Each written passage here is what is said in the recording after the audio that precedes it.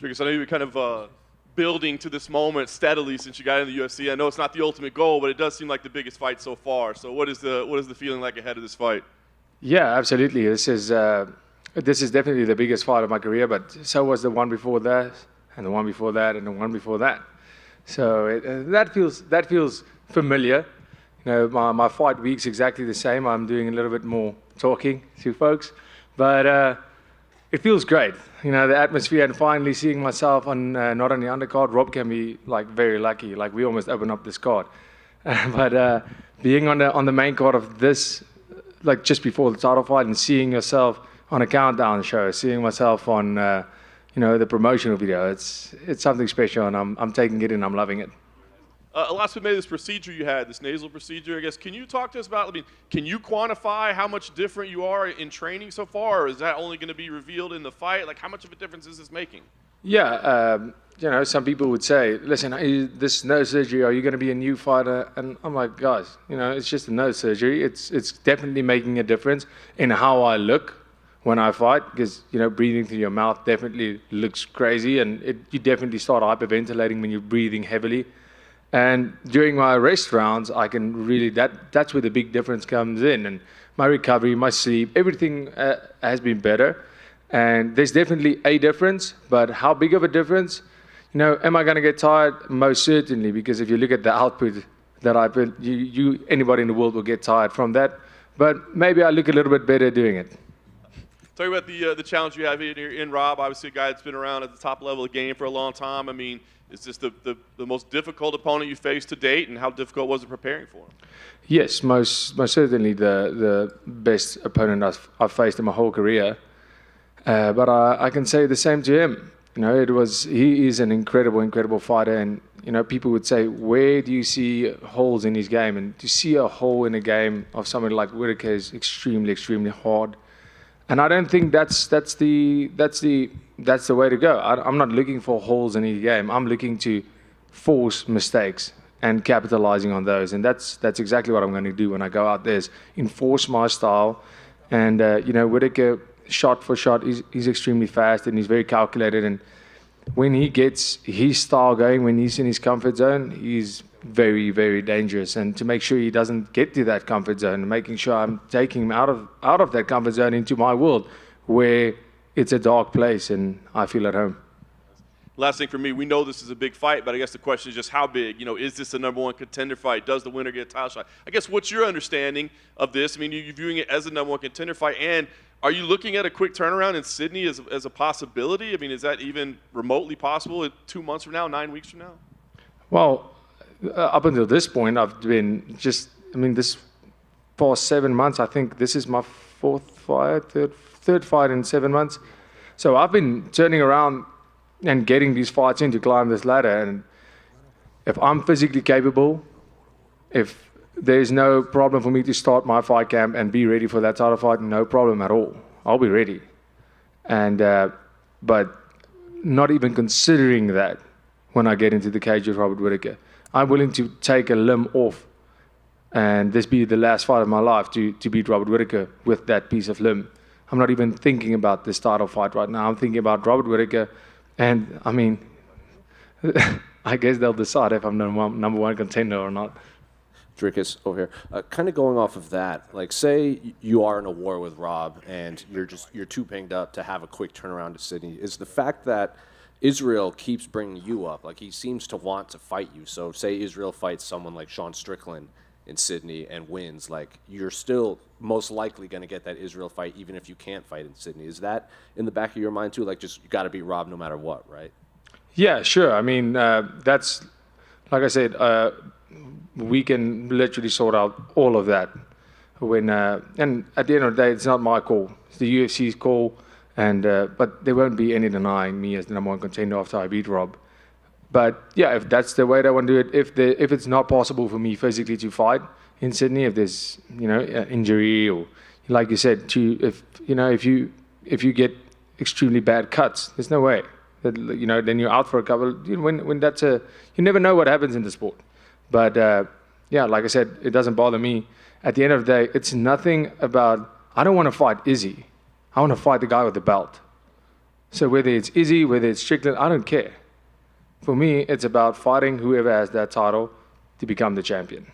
Rob was in here earlier, and he actually labeled you as the most dangerous fight for him because he viewed you as a fighter with nothing to lose, and he said there's nothing more dangerous than fighting someone with nothing to lose. I'm curious if you view yourself in that same way.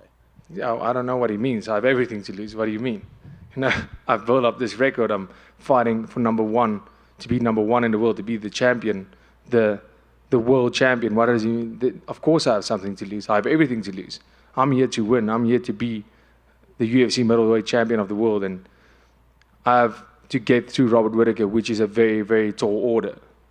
But I'm prepared to do whatever it takes to beat Robert Whittaker and get my shot at fighting for that title. But nothing to lose, that makes no sense. And unrelated to this fight, what do you make of your countryman Elon Musk possibly trying to have an MMA fight with Mark Zuckerberg? That's interesting. I think it's going to obviously be massive, but I don't know. What do you say to something like that? Yeah, I mean, I guess we'll see. It'll be massive, but it'll be cool to see what they can manage to do. I guess the technology and the training will be next level. Hey, Dricus, over here.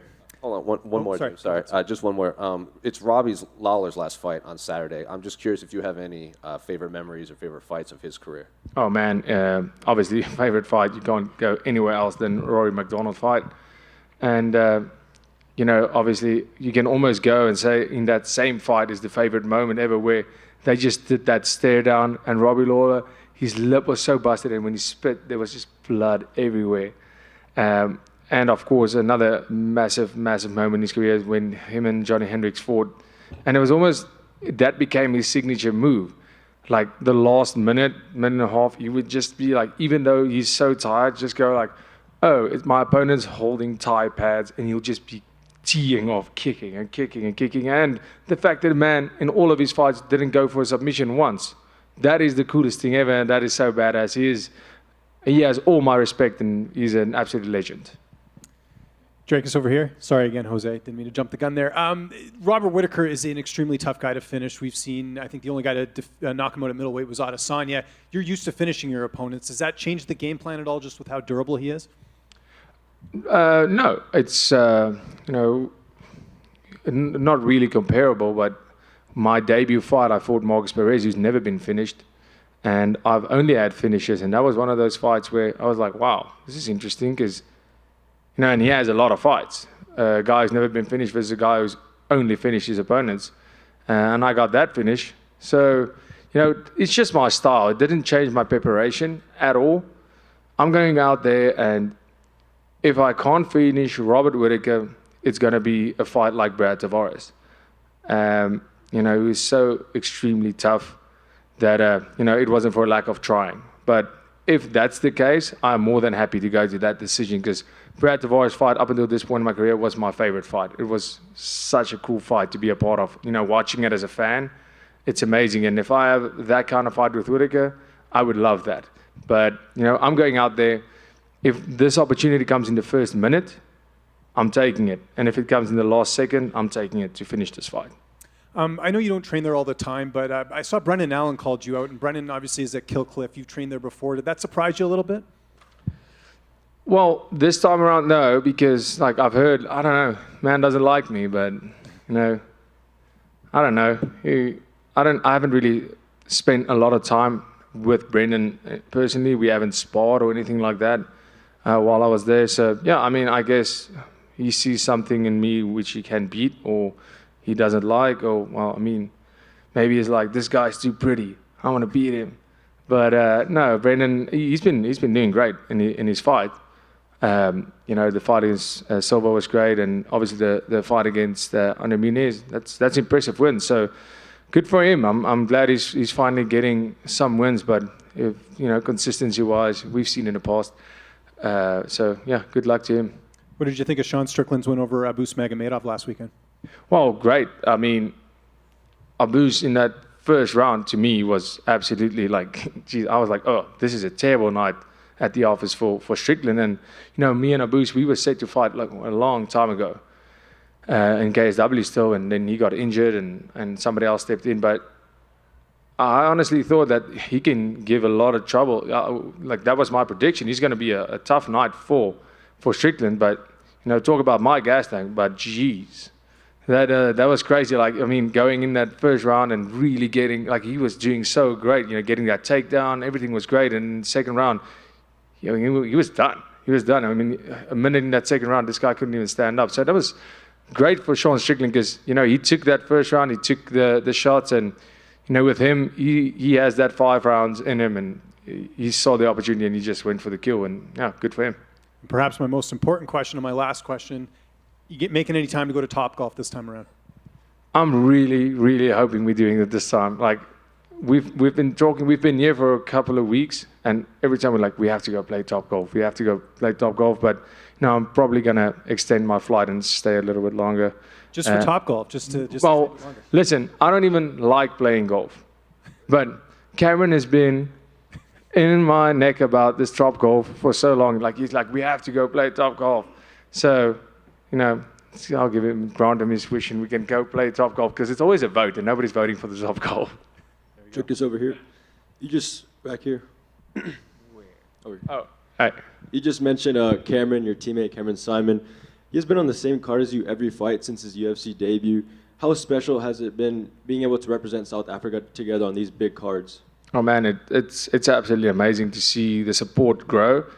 More and more people recognizing us over here as the South African duo, and also back home, how people are just, the support grows. It feels like everybody is supporting until the next fight comes and more people are supporting. It's incredible. So for us to carry that flag, it means the absolute world. And to have him fight, because all the cards that I've been fighting on has been big cards. So it's almost like throwing him in deep, because he's fighting on these massive pay-per-view events on the undercard. But that is, he's been stepping up to the plate. He's absolutely incredible. And I can't wait for you guys to see what he brings to the table this time. But, for us, so there's that competition. Let's see who gets the best, who gets the finish, who gets the performance bonus.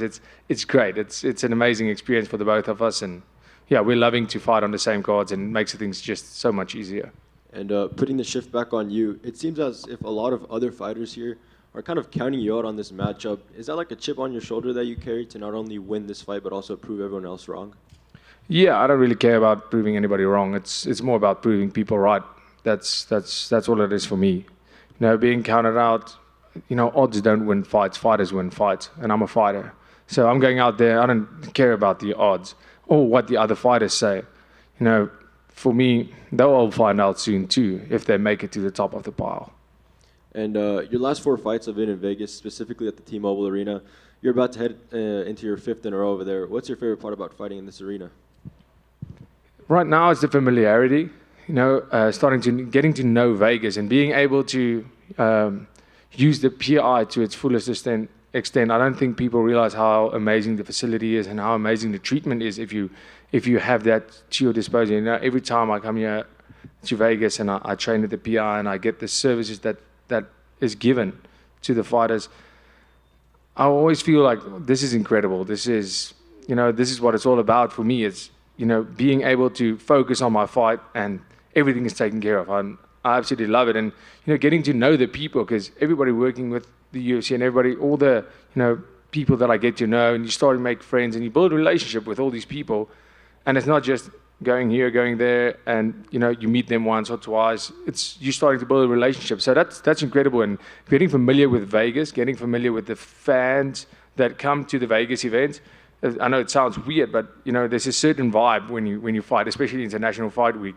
Everybody the whole week there's a little bit of a buzz, and it's great. I love fighting in Vegas. It's incredible. If it was up to you, would you just continue to keep fighting here, or would you like to explore like other big destinations to fight in? Yeah, I wouldn't mind fighting in other big destinations. I would actually love that, but Vegas, regardless, Vegas is amazing. I would love to do Texas. Haven't been, so I would love to do a Texas event sometime. That sounds great. But yeah, to travel around the US or wherever is great. The Abu Dhabi event that's amazing. It's not, the travel is not that far, but I made my debut in Abu Dhabi, but everything was closed. So that's he's dealing with the complete COVID shutdown. But it doesn't really matter to me. It's cool to see the world while doing this. It's really great. It's and it's hard because now I've been in Vegas 4 times. So you're so used to seeing everything. So you're not really seeing what Vegas is anymore. You're just here to focus on the fight, which is good, I guess. But it'll be great to see while we're doing this and living my dream, seeing the rest of the world. Dricus just over here. Hi. Hi. Is Robert Whittaker someone that you've always had your eye on as a future opponent? 100%. I've said this in a couple of interviews today that my brother and I, we watch fights and we are massive fans, even way before. And Robert Whittaker, obviously, he's been in the UFC for a very, very long time. And he's been at the top of the pile for a very long time. And, me and my brother spoke about it, and he just went and said, I know you're going to face Robert Whittaker. And I spoke to Bisping about this, and I said, there's just some people, I don't know if all fighters have this feeling, but I had this feeling, I know I'm going to fight this guy. And when I fought Trevin Giles, International Fight Week, I think it was 2 years ago, that's when Brad Tavares fought Umari Akhmedov. And I looked at Brad Tavares fighting, and I said, oh, this guy is a tough fight. This is a long night at the office for anybody. And I just had this feeling, I know I'm going to fight Brad Tavares. So I don't know when, I don't know. And he was my next fight. And the same with Whittaker. I just always knew I was going to fight Robert Whittaker. And I knew I wasn't going to fight him when I defend my title. I knew I was going to fight him on my way up. And I've been ready for this for a very long time. And like you said, he's been at the very top for such a long time. What do you think makes him so dangerous? What do you think it is? Well, firstly, finding flaws in terms of cardio is really hard. He has great wrestling. He has great striking. He's tough. He can take a punch. He can give a punch. But, also another big thing with Robert Whittaker is a lot of the guys he's been fighting, the good, a Marvin Vittori, Jared Cannonier, these guys have all been beaten by Adesanya. So Robert Whittaker faces them after they've lost to Adesanya. So you're getting a little bit more of a beaten down fighter. You're getting a guy that's just lost to the champion. So your motivation isn't what it should be, I'm assuming. I'm assuming that your motivation is not, this is for the world title. Your motivation is, I just lost my opportunity. I'm going to fight Robert Whittaker and then another guy before I get back to the title. And that's something you have to take into consideration, the mindset of the fighters. So he's faced incredible opponents, but this is where this fight is different. I'm on my way up. I'm the contender right now, fighting Whittaker to fight for that title. So for all practical reasons and for anything that makes sense to me, this is my title fight. Because without this fight, I'm not getting a title. So for me, this fight is my world title fight. And I'm not fighting the champion, then Whittaker. I'm fighting Whittaker on my way up. And like Jose said earlier, Robert said you're the most dangerous to date because you are the unknown. Do you think you still have more to show that perhaps we haven't yet seen? Absolutely. I think I have so much more to show. I've just been fighting so often and fighting these good guys. Every time a better guy, jumping the ranks. And every time I feel better in there, every time I feel more comfortable, and I'm getting acclimated with the stage, getting acclimated with the massive names that I'm fighting, the crowds, everything. I'm getting better every time, and there's so much more, so much more to my skill set that I can show. But with Whittaker, he's a prime example of a guy that utilizes all of his weapons, and he does it incredibly well. And what's gonna be needed from me to put on the performance that I know I can with this, and to finish Robert Whittaker is going to be the best version, and every single part of my game is going to be needed from me to do that, to finish Robert Whittaker and do it in spectacular fashion. It's going to need my best striking, my best grappling, my best wrestling, and definitely my best performance to date. With everything that is at stake, would you say this is the biggest moment of your career so far, and do you feel that? Yes, without a doubt. But like I said, it feels exactly the same as the previous one. And last one from me, there's obviously 2 big title fights headlining this weekend. Just wanted to get your opinion on the main event between Volkanovski and Rodriguez. Yes, Volkanovski, obviously there's no denying that guy. He's, when he fights, he's so good. He very narrowly almost beat Islam, which is the pound-for-pound #1 fighter right now. I think Volkanovski is an incredible athlete. But then with Yair, if you look at his fights, he just has one punch, one kick ability to finish a fight instantly. And I think there's a massive reach advantage for Yair and especially him being a kicker. Anything can happen at any stage in this fight. Like Yair has the ability to finish this fight in the final second of this fight, like he did with the Korean Zombie. So, this is such a dangerous fight for Volkanovski, but I think it's going to be a great fight. Thank you. Back here, Dricus. Quick question for you. You made the comment about needing to get over to Topgolf. And last time in early March I was here, I asked you what your favorite thing about Vegas was, and you paused for a second and said the food and the beer. I'm just curious. Hence, I didn't make it to Topgolf. But I'm just curious, what is like your actual, you've been to Vegas all these times now. Like, what do you actually really love about Las Vegas? Can I stick with my original answer? No, yeah. I mean, I guess that's really, having, but, beer and food everywhere in the world is amazing. But, right here, it feels like where everybody comes for a good time. That's what you get, the vibe everywhere you go. It's just good times all around. Nobody is, you don't see anybody like not on your level when you're in Vegas. So when you go out to celebrate, there's going to be a lot of people on the same level as you. If you go out and I'm cutting weight and just sitting, there's people that work here and live here normal. They're not celebrating every day, and that's on your level. So I guess this place caters for everybody, all needs and all situations and all energy levels. Perfect. And then last question for you. I know you said you don't really care about what the outside perception is, but I'm curious, every fight you've had so far in the UFC, you haven't lost yet. You're normally the betting favorite, but here you're talking about being one of the biggest underdogs on the card. Does your perception change when the fighter is, maybe theoretically supposed to be better than you? Well, I said it. I didn't even know I was the favorite every time. But with a guy like Whittaker, I'm not surprised that I'm the underdog. How do you go? On what grounds do you go and say, no, Dricus, on betting odds, go, no, Dricus is beating Whittaker? On what grounds? With my opponents, they don't add up to his. The amount of fights don't add up. He's had the belt. He's fought the champ twice. He hasn't lost to anybody else in almost a decade. So, yeah, he deserves to be the betting favorite, 100%. And, I'm not even offended by it at all. For me, this is where I'm taking over. This is where I become the betting favorite.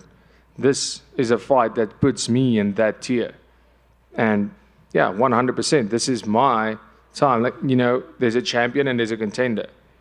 And up until you beat the champion, nobody believes you're going to beat that champion. And Robert Whittaker, rightfully so, is a fan and betting favorite. But that is for now, up until I surpass that spot. Good. Thank you, guys. Appreciate it.